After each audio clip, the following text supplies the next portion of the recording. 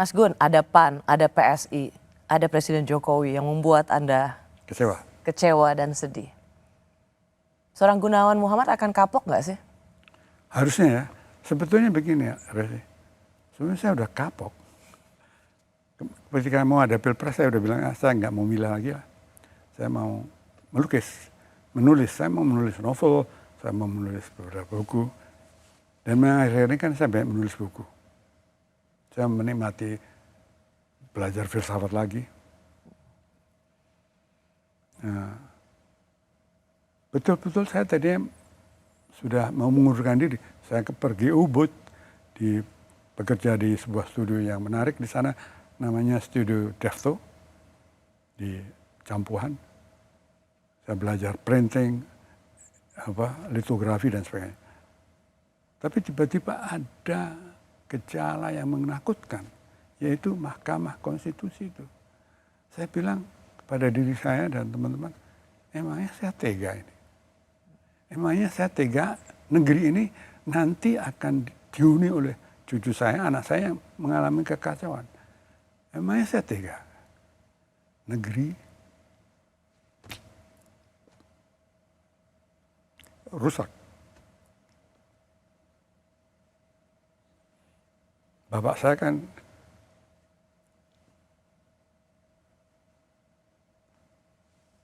mati ditembak Belanda.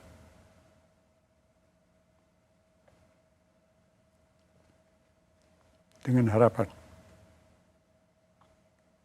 Jadi makanya saya harus ikut lari di sini. Saya mau ikut lari, mau ikut lagi, tapi saya nggak bisa sepenuhnya. Umur saya sudah 82. Kalaupun ikut demonstrasi, udah nggak pantas lah. Juga nggak kuat kan, udah saraf kejepit dan sebagainya. Jadi apakah saya akan kapok? Ingin kapok. Dan mudah-mudahan saya nggak perlu lagi begini. Dan saya pastikan 10 tahun lagi saya nggak akan lagi begini. 10 tahun lagi kan saya nggak di sini. Belum tentu. Ya mungkin di Amerika. Tapi enggak jangan. Panjang umur Mas Gun. Insya Allah.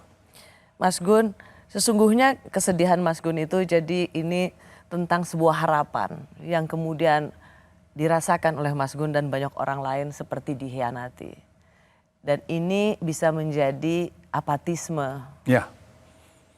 bagi politik ke depan. Politik harapan itu akan mendapat cibiran. Nanti juga Sama saja. sama saja. Mas Gun dalam tulisannya tetap mengatakan, saya cemas tapi saya punya harap. Memangnya masih ada harapan Mas Gun? Begini, saya ini punya pedoman begini. Orang yang optimis dan orang yang pesimis itu sama.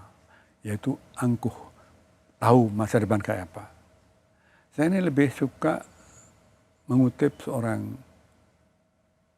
penyair Cina, Lu Xun namanya. Dia mengatakan bahwa harapan itu seperti jalan di hutan.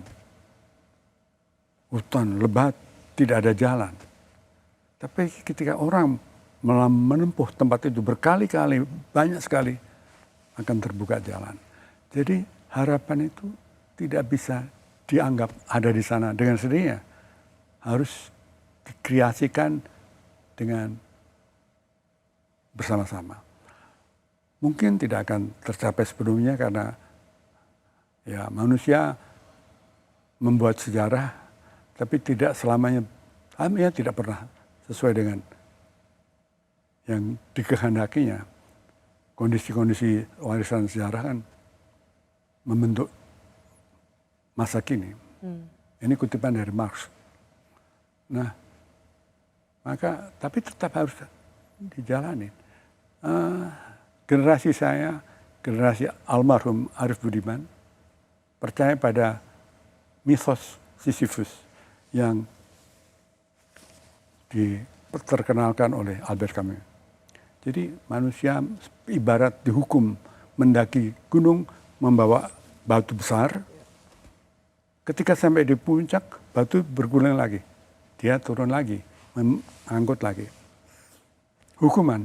Tapi kemudian dia berdamai atau bukan berdamai, kemudian dia tahu bahwa ini adalah sesuatu yang bisa dicintainya. Takdir yang semacam ini bukan nista. Kalaupun gagal, nilainya berharga.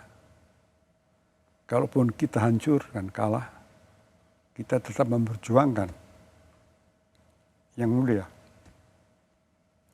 Itu berharga. Tidak ada yang sia-sia dari sebuah perjuangan Ya, dengan sebaik-baiknya. insya Allah.